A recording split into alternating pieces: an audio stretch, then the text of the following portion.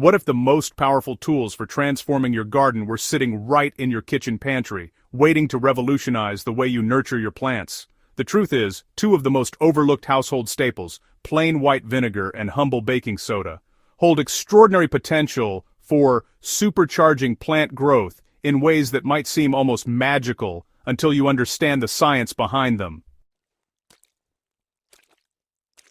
Your garden is speaking to you every single day through the health of your plants, those yellowing leaves on your tomatoes, the stunted growth of your peppers, the mysterious white powder coating your zucchini leaves. These aren't just random problems requiring expensive chemical solutions.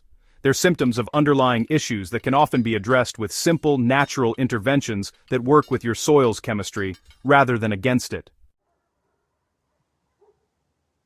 The combination of vinegar and baking soda isn't about creating some fizzing concoction that magically fixes everything overnight. Instead, it's about understanding how these two ingredients can be strategically applied to address specific challenges in your garden, unlocking nutrients, fighting fungal diseases, and creating conditions where your plants can truly thrive.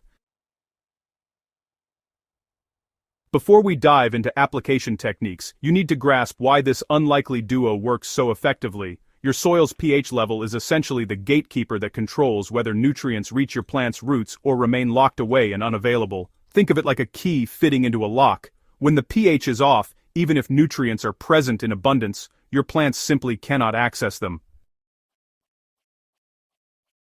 Most vegetables and ornamental plants thrive in slightly acidic to neutral soil, typically between 6.0 and 7.0 on the pH scale. When soil becomes too alkaline, essential nutrients like iron, manganese, and phosphorus become chemically bound to soil particles, rendering them useless to hungry plant roots no matter how much fertilizer you add. This is where vinegar enters the scene as a gentle acidifying agent. Unlike harsh chemical pH adjusters that can shock your soil ecosystem, vinegar, specifically white distilled vinegar containing 5% acetic acid, provides a mild, controlled way to nudge alkaline soil toward that sweet spot where nutrients become available again. But here's what most gardeners misunderstand. You're not dumping vinegar directly onto your soil in concentrated form. Instead, you're using it diluted as a foliar spray or soil drench that gradually adjusts the microenvironment around your plant's root zones. When applied correctly, this subtle acidification can unlock previously unavailable iron, turning those yellow chlorotic leaves back to deep, healthy green within weeks. Now let's talk about baking soda, which might seem a little counterintuitive since it's alkaline and, we just discussed acidifying soil. The beauty of these two ingredients is that they serve completely different purposes in your gardening toolkit, and understanding when to use each one separately is crucial for success. Baking soda, chemically known as sodium bicarbonate, actually functions as a remarkable fungicide when mixed with water and a small amount of liquid soap. Fungal diseases like powdery mildew, which appears as white dusty patches on leaves, thrive in humid conditions and can devastate cucurbits, roses, and, honestly, countless other garden favorites. The alkaline nature of baking soda creates an inhospitable environment on leaf surfaces where fungal spores just cannot germinate or spread. Beyond its fungicidal properties, baking soda affects plant cell structure in some pretty fascinating ways. When absorbed through leaves in very dilute solutions, it can strengthen cell walls, making stems more rigid and resistant to lodging during storms or under the weight of heavy fruit. Some gardeners have reported that tomatoes grown with occasional baking soda foliar sprays develop thicker stems and show improved resistance to early blight. So, the key here is moderation.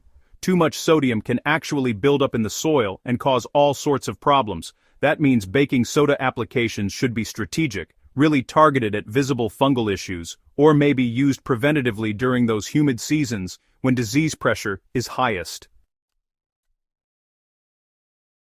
Okay, here's where we get practical, and honestly, this is the information that can transform your results from, just mediocre to really spectacular. For acidifying soil around acid-loving plants like blueberries, azaleas, or hydrangeas, you'll want to mix 1 tablespoon of white vinegar per gallon of water and use this solution once every 3 to 4 weeks during the growing season. Just water your plants with this diluted mixture, making sure it really penetrates the root zone. You'll start to notice improvements in leaf color and vigor within about 3 weeks as those previously locked nutrients become available. For foliar applications on plants showing iron deficiency, just spray this same solution directly on the leaves in the early morning or evening, when the stomata are open and absorption is maximized. For fungal disease prevention and treatment, your baking soda solution requires a different recipe entirely. Dissolve 1 tablespoon of baking soda in a gallon of water, then add just half a teaspoon of liquid Castile soap or insecticidal soap, which helps the solution stick to leaf surfaces. Spray this mixture thoroughly on affected plants, coating both upper and lower leaf surfaces until they're dripping. Apply weekly when conditions favor fungal growth, those warm, humid periods when powdery mildew explodes seemingly overnight. This treatment works best as a preventative measure or at the very first signs of infection, rather than waiting until fungal disease has established a stronghold. Now here's where many gardeners get confused, and I want to clear this up definitively. You should almost never mix vinegar and baking soda together in the same solution for garden applications. Yes, the fizzing reaction looks impressive and might seem powerful, but that chemical reaction is neutralizing both ingredients, leaving you with mostly salt water and carbon dioxide bubbles, not particularly helpful for plants. The magic really happens when you use these ingredients separately and, strategically, based on what your specific plants need at any given moment. Use vinegar solutions to address pH-related nutrient deficiencies and to occasionally acidify soil for acid-loving plants. Deploy baking soda solutions specifically for fungal disease management and, from time to time, for strengthening plant tissues. The exception to this separation rule is in compost management, where small amounts of both can be used at different stages to control pH and accelerate decomposition, but that's an entirely different application than direct plant treatment. In your garden beds and containers, treat these as specialized tools in your arsenal, each with distinct purposes that really shouldn't be conflated or combined unnecessarily.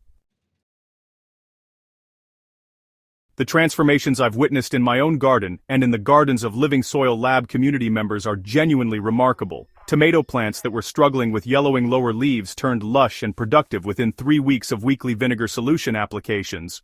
Rose bushes that were covered in powdery mildew by midsummer stayed clean and blooming through fall after consistent baking soda spray treatments began in early June. The key to these success stories isn't a one-time miracle application. It's consistent, strategic use based on observation and understanding of what your plants actually need. Pay attention to your plant's signals. If you notice older leaves yellowing while veins remain green, that's likely iron deficiency from alkaline conditions, and vinegar solution is your answer. If you spot white powdery patches appearing on leaves during humid weather, reach for your baking soda spray immediately before it spreads.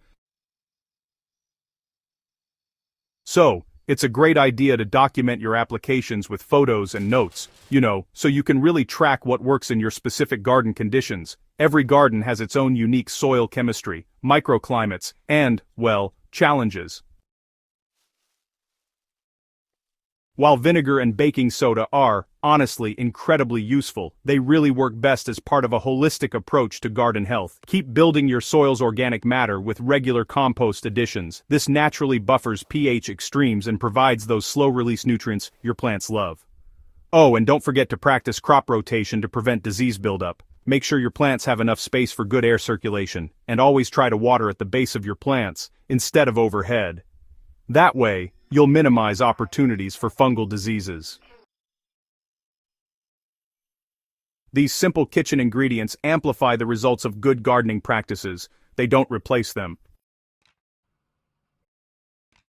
Think of vinegar and baking soda as precision tools that address specific issues within a broader strategy of creating living, thriving soil that supports robust plant growth naturally. When you combine smart application of these household helpers with soil-building techniques, proper watering, and attentive observation, you create a garden ecosystem that's resilient, productive, and beautiful without reliance on expensive chemical inputs. Start experimenting with these techniques this week.